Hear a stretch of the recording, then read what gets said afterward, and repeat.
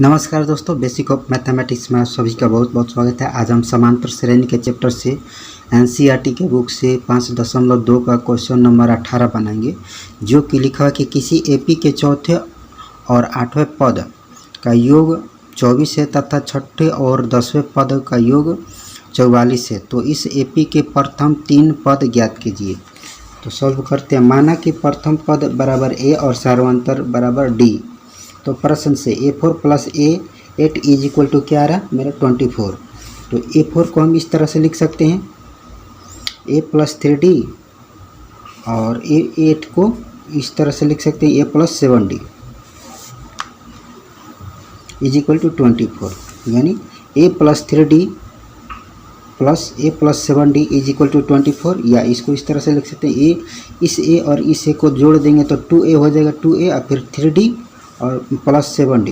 तो ये हो जाएगा मेरा 10D इज इक्वल टू 20, यहाँ इक्वल है इज इक्वल टू यहाँ इज इक्वल टू फिर 24। ये मेरा समीकरण 1 हो गया।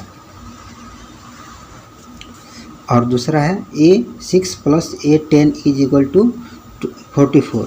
तो इसको हम A6 को इस तरह से लिख सकते हैं A प्लस 5D और प्लस है तो यहाँ प्लस A10 को इस तरह से लिख सकते हैं A plus 9D is equal to 44।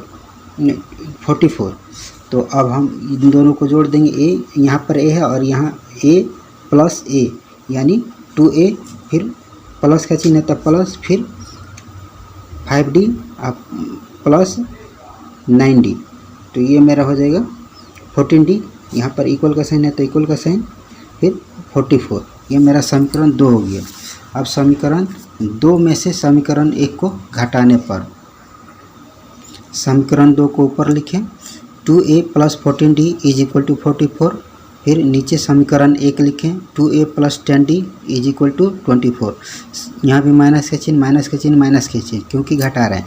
तो अब 44 में से 24 घटा देंगे तो 20, फिर 14D में से 10D घटा देंगे तो 4D, फिर यहाँ ये 2A कट जाएगा। तो यहाँ बचा मेरा 4D इज इक्वल टू 20 और D बराबर 20/4 बाय इज इक्वल टू 5, यानी 4 के पहाड़ में 20 पूर्ण रूप से कट जाएगा 5 बार में, तो 5 आया।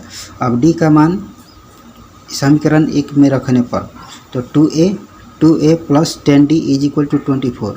तो 2A प्लस 10 इंटू D का मान आया 5, तो 5 से गुना कर दिए, फिर इज इक्वल टू 24।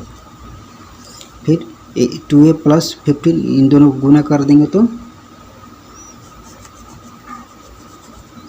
50 हो जाएगा इज इक्वल टू 24।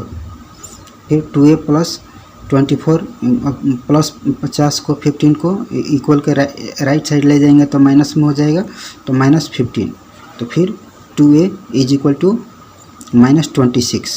फिर A is equal to minus 26/2 is equal to minus 13। अब A मेरा हो गया माइनस 13 और D मेरा हो गया 5। अब श्रेणी इस तरह से होता है A फिर A प्लस D फिर A plus 2D A plus 3D A plus 4D, इस तरह से मेरा श्रेणी बनता है।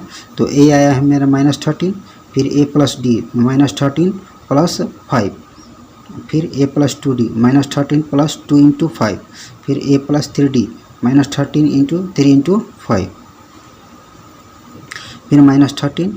अब माइनस 13 अब प्लस 5 ये हो जाएगा माइनस 8, फिर माइनस 13 और प्लस 10 तो ये हो जाएगा माइनस 3, फिर माइनस 13 और प्लस 15 ये हो जाएगा प्लस 2। इस तरह से डॉट डॉट डॉट यही मेरा आंसर होगा। ओके दोस्तों, उम्मीद करता हूँ आप सबको समझ में आ गया होगा। बहुत ही ईजी और बहुत ही सिंपल है, बस 1-2 बार आप प्रैक्टिस कर लीजिए और समझ में आ जाएगा। ओके दोस्तों, थैंक यू।